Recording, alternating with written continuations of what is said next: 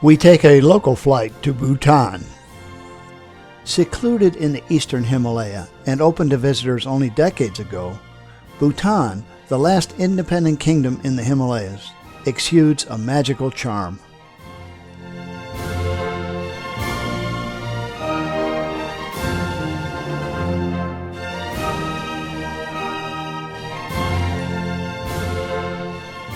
We arrive in Paro, deep in a valley dotted with mountaintop Buddhist monasteries and gaily decorated fortresses. In the north of Bhutan, there is an arc of glaciated mountain peaks, where most peaks exceed 23,000 feet. The central highlands are heavily forested with deep gorges carved by fast flowing rivers.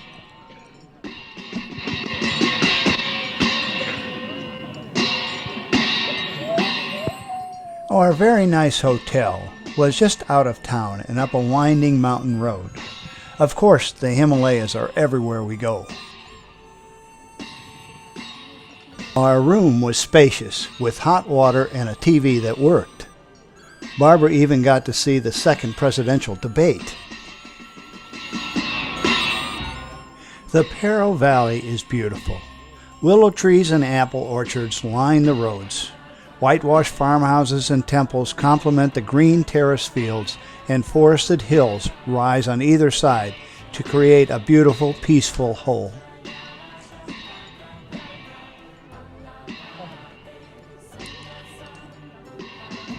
The word Zong refers to a building that serves as religious, military, administrative, and social center of its district. Rimpinzong serves the Paro district.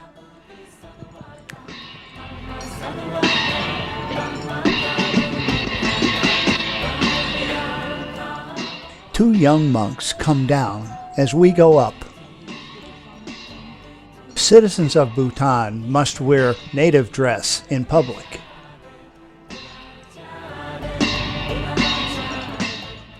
The Buddhist Wheel of Life in colorful detail.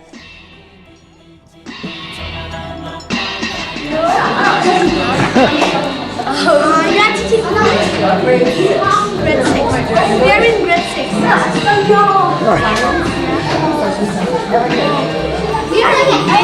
We are in grade 6. Only she's in grade 5. Okay. There are strict building codes in Bhutan, and even all the houses must be built with Bhutanese trim. Rimpungzong is the seat of the administrative government in Paro and a monastic community of approximately 200 monks.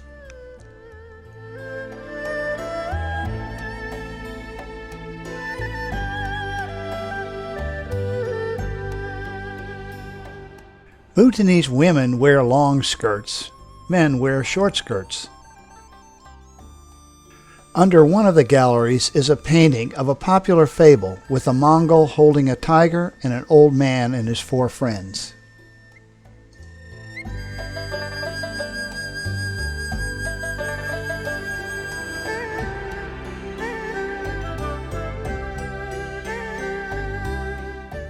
I believe this monk is the head of the order. Taking a break.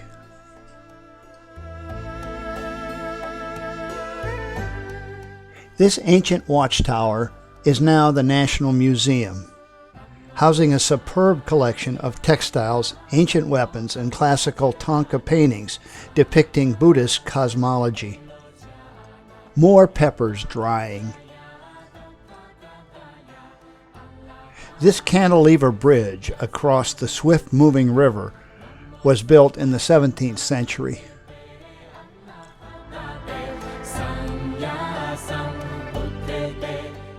Next, we visit the home of a local family. We begin our tour in the kitchen with its wood-burning stove made of concrete.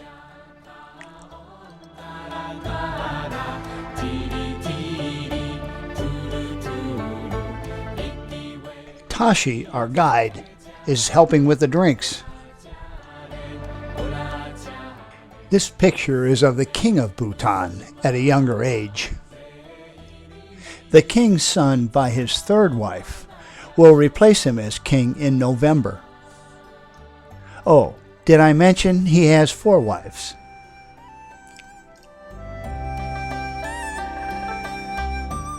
TV and the internet have only been legal since 1999.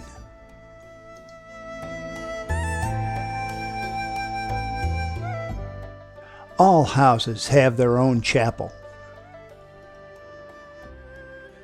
There was a giant beehive on the porch. Samurai.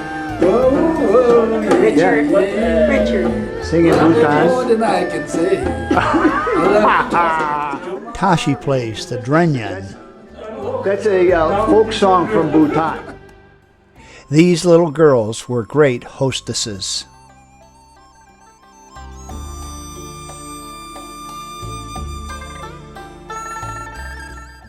Later, we took a walking tour of downtown Pero. Many Asian countries just love to decorate their trucks. There are dogs everywhere, assorted breeds and mutts. They sleep all the time and everywhere. Some are in horrible shape. I assume they're all lethargic due to lack of food. Kids really don't need a lot of fancy equipment to have fun.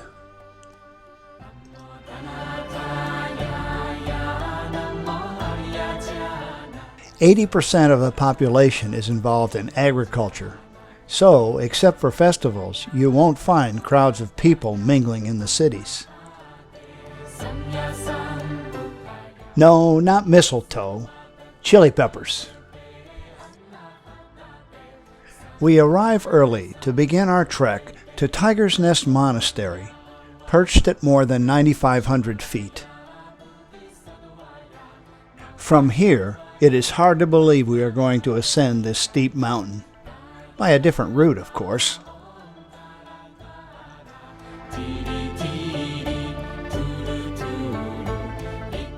Fortunately, we are more or less acclimated to high altitude.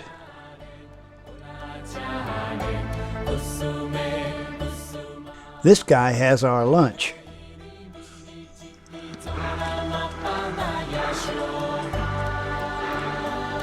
You're looking longingly at those horses. As you can see, breathing is still labored.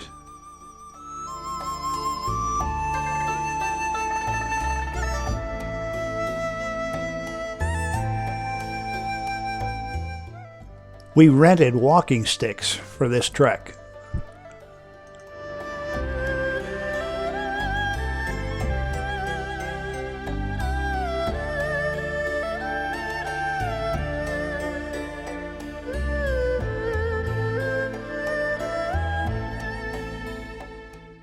Below us is another monastery.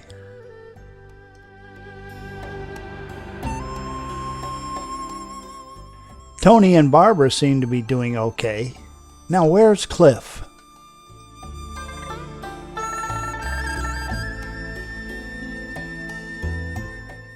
I still can't believe they built this temple on a 3,000-foot high cliff.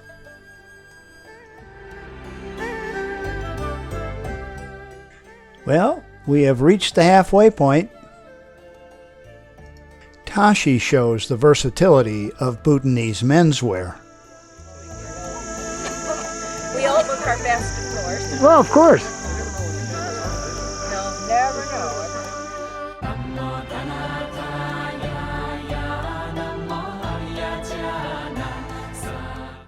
Ailey, our Canadian guide, leads the way here.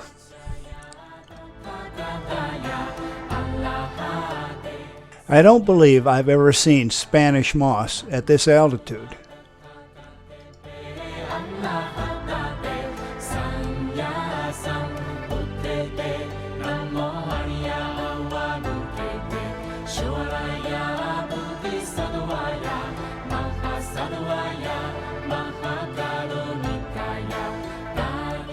Our chef had a hot meal waiting for us near the top. Tiger's Nest is one of the country's most revered sites, and is named for the legendary flying tigress that brought the Guru Rinpoche here in the 8th century.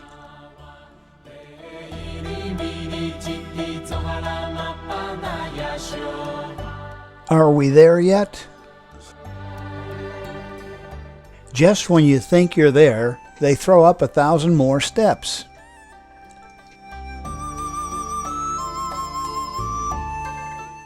I wanted to get close-up pictures of the monastery, but Homeland Security took my camera away.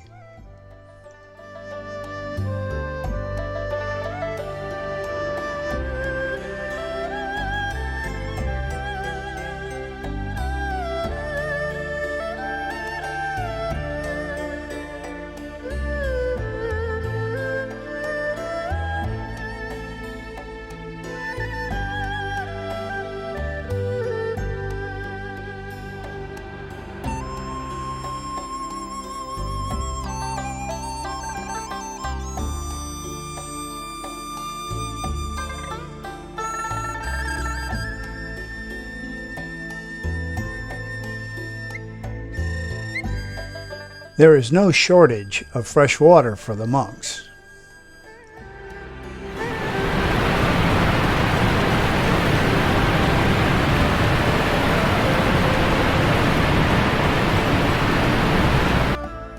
On our way down, we found a group of gray langurs.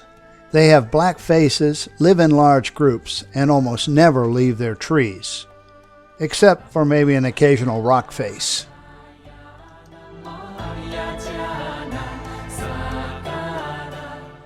Wow, we did it! On our way from Paro to the Ha Valley, we make a short stop along the winding mountain road. The elevation here is around 13,000 feet.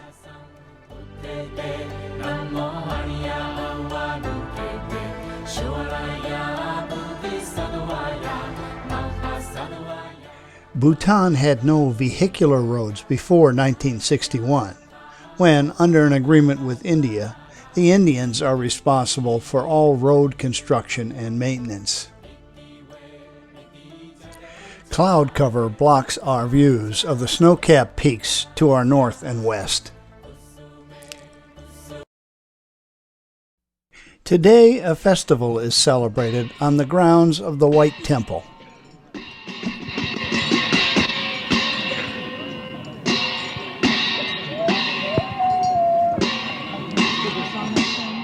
The traditional turning of the prayer wheel and the burning of incense.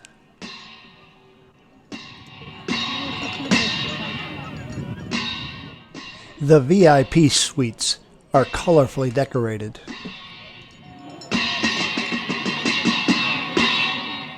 At the festival, everyone is dressed in their finest.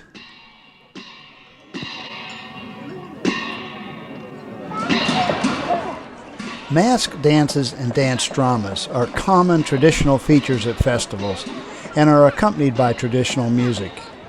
Energetic dancers wear colorful wooden or composition face masks and stylized costumes depicting heroes, demons, animals, gods, or other related characters.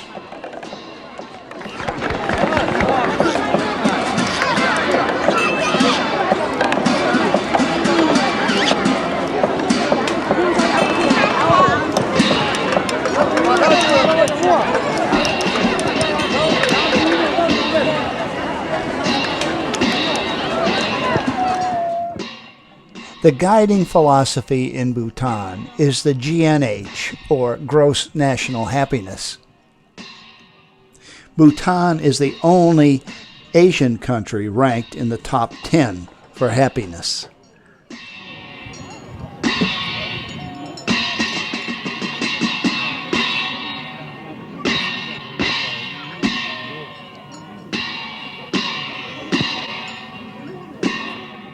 These musicians are awaiting their turn. The instrument they play looks like a double-reeded oboe.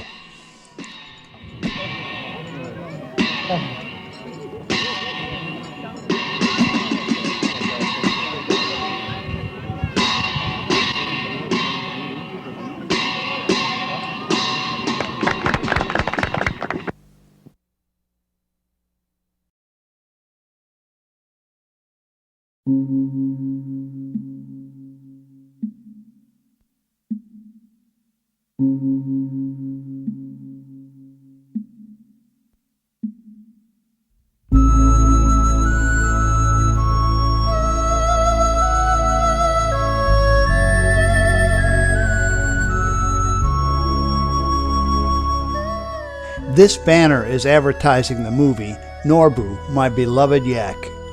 I bet it's a real tearjerker.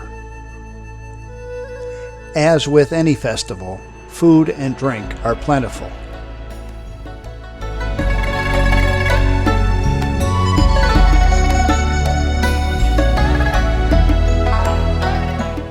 Nose jewelry is worn in Bhutan on special occasions.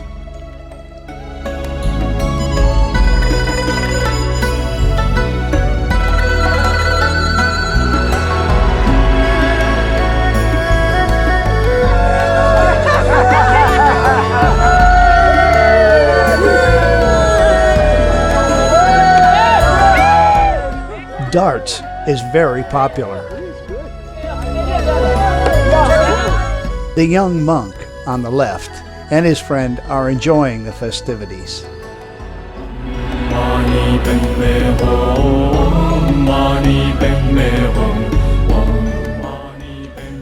Boys will be boys. An Indian road crew applies a new asphalt road surface.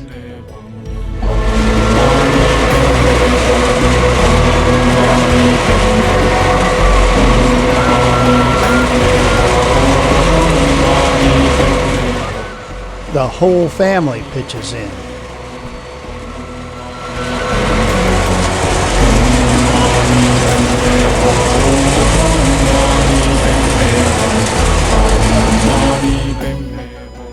This has to be one hot job.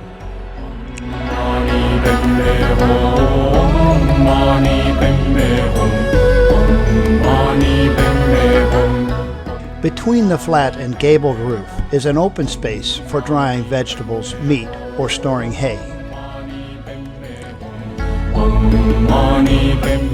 In Bhutan, men can have more than one wife, so I guess this sign is for women.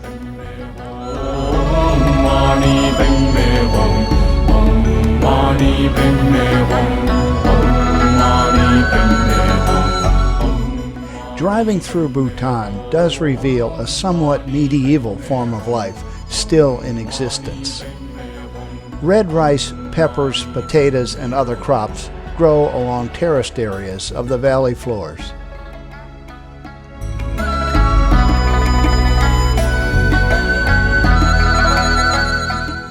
This Indian road worker took the time to be photographed with her son.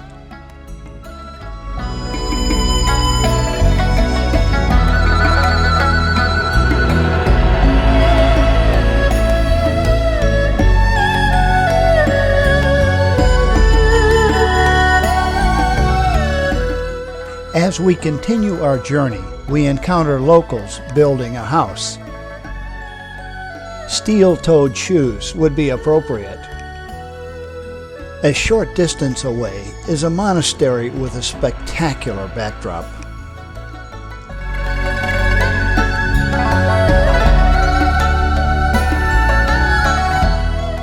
Adjacent to the monastery is a suspension bridge over a very fast-moving river.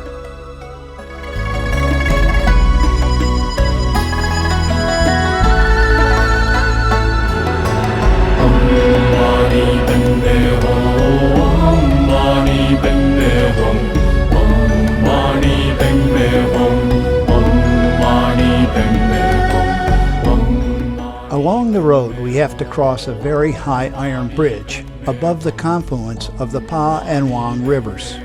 There are 3 stupas displayed in Bhutanese, Tibetan, and Nepalese style. I guess you can't have too much good luck on these roads.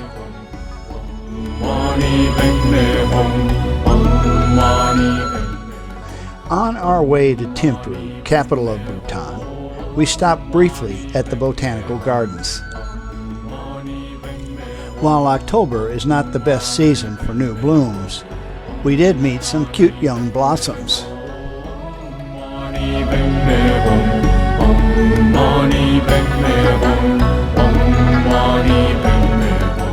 A pond filled with koi.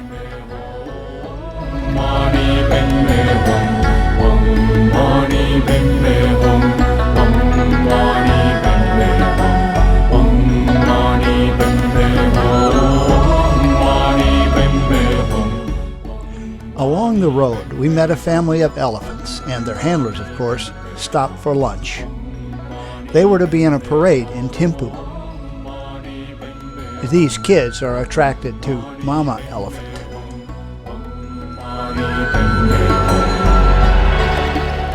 Their youngster was certainly getting his share of the bamboo.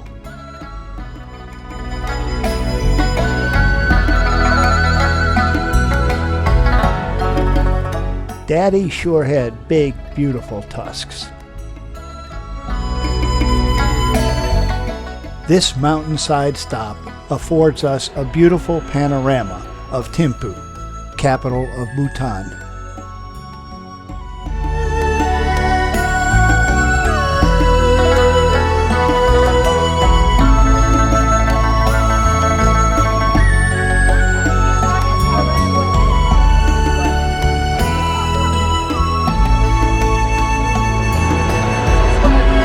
Six wives, right? Tashi's cousin and also our guide. We stopped briefly at an animal preserve. The nearest relative to this takin is the muskox. It is the national animal of Bhutan and an endangered species. They live in herds, usually between 8 and 14,000 feet.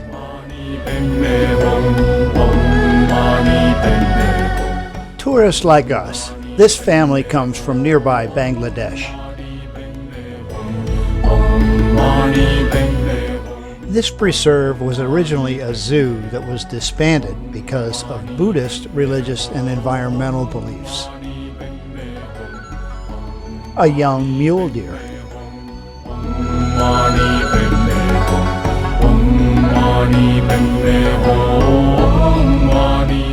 The mother and baby were brought here for their own protection.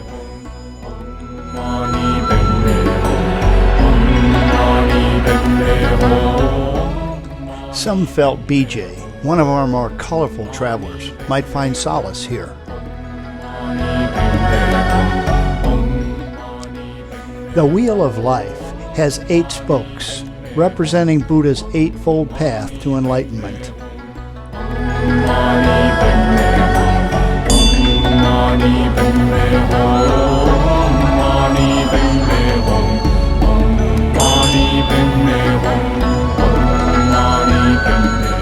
In the inner courtyard, this building houses a beautifully decorated stupa.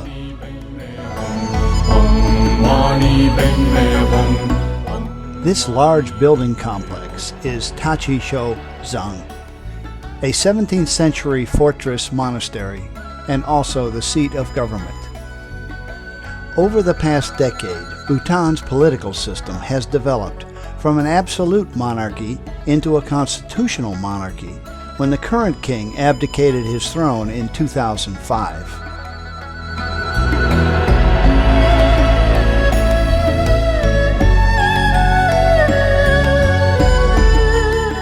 Merchant signs in busy downtown Thimphu.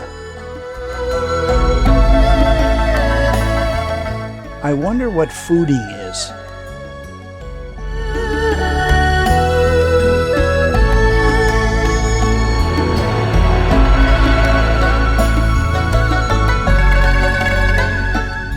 All school children wear uniforms.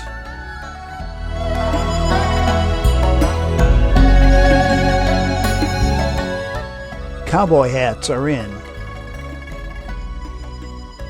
This beautiful Buddhist religious painting is called a thangka.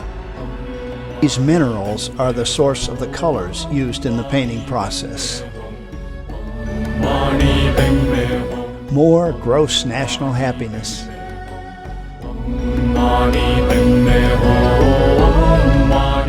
Our hotel in Thimphu was high on a mountainside with great views.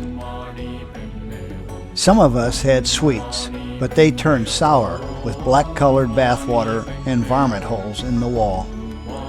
We did get other rooms and hot rock baths, that is, individual tubs separated by a vented partition, whereby heated rocks are tumbled down a pipe from the outside to heat the water. Could this be the Travelocity elf? A large crowd gathers for the third day of Teshu. Teshu is a religious festival, and by attending it, it is believed one gains merits.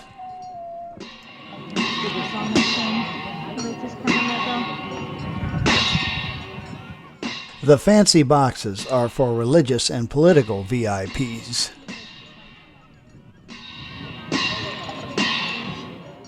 The monks in robes represent all the monasteries in Thimphu.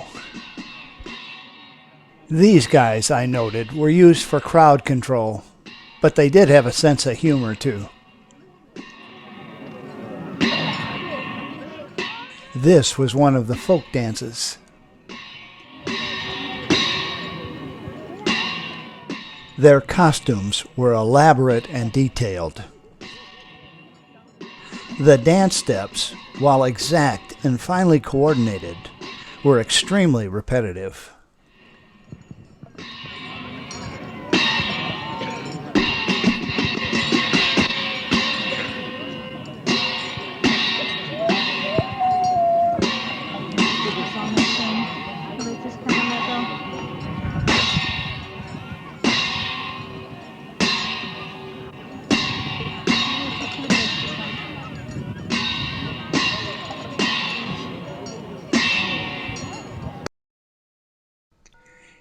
Teshu is also a social gathering where the people, dressed in their finery, come together to rejoice.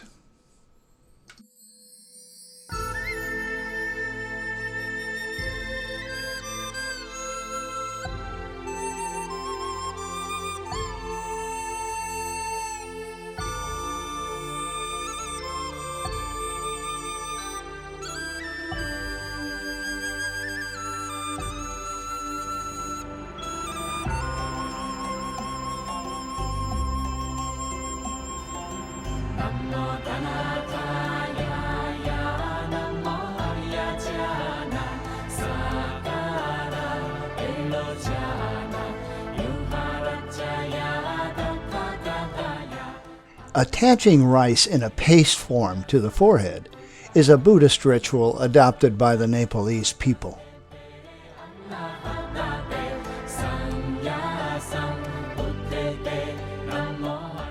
Yet another adaptation of the Buddhist wheel of life.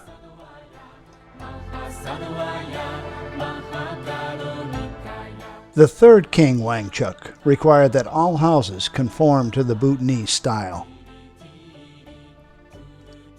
This is an important monastic school with some 500 students.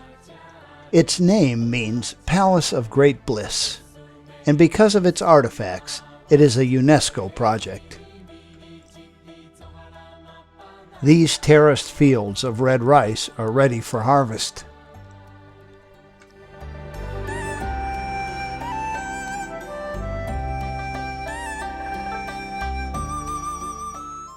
We visited the beautiful Memorial Chorten, which dominates the skyline of Thimphu.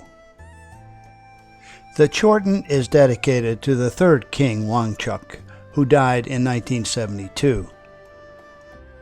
2008 is special as it marks the 100th anniversary of the monarchy in Bhutan. The third king was also special as he introduced free hospitals and education, had the curriculum taught in English with the native language as a subject, disallowed hunting, and banned the sale of tobacco products.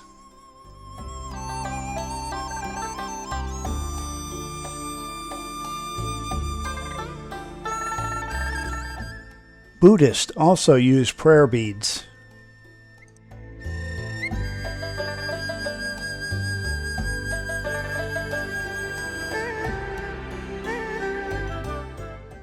Archery is the national sport, and Tashi invited us to view his match. Although this is a competition, contributing to the gross national happiness appears to require enjoying the local drink distilled from rice and chewing betel nut.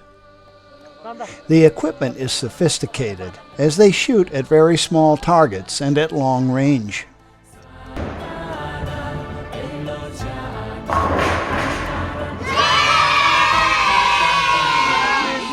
At the end of each round, the teams sing and do a little dance.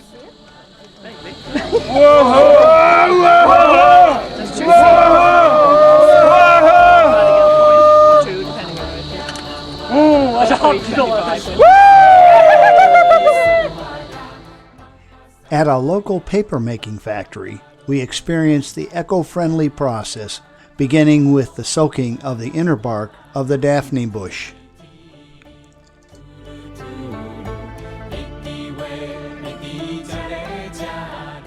The pulp water mixture is scooped onto large metal mesh frames, leveled, drained, and placed on a stack.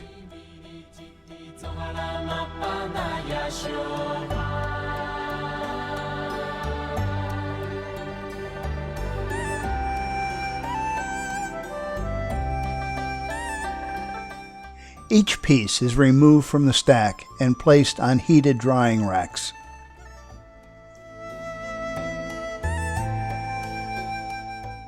Various old machines are available for embossing, cutting, and other related tasks.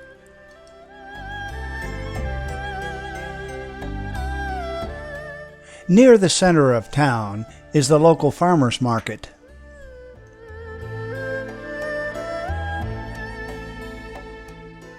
Chilies in Bhutan are a dish in themselves.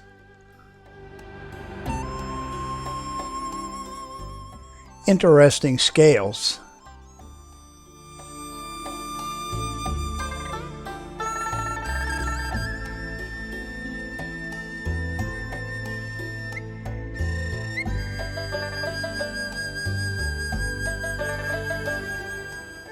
Red rice.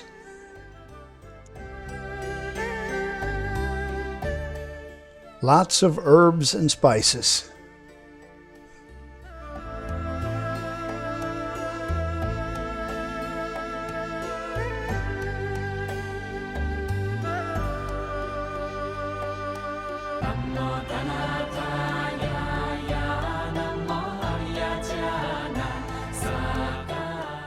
These look like momos, or dumplings, but I'm not sure. There are few roads in Bhutan, basically one road going east to west and one north to south. All smaller villages are accessible only by footpath over high mountains. We are on the road south to India. This dam and electric plant are another infrastructure improvement done by the Indian government.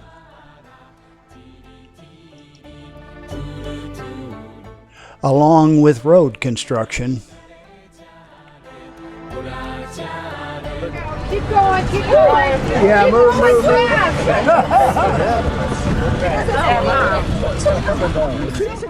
And the occasional landslide. Finally, at the end of the road, peace and tranquility. We leave Bhutan for India through the Bhutanese-style gate in the border town of Phuentsholing. We feel fortunate to be one of the few who have experienced the charm and magic of one of the world's most enigmatic countries, and which many have called the last Shangri-La.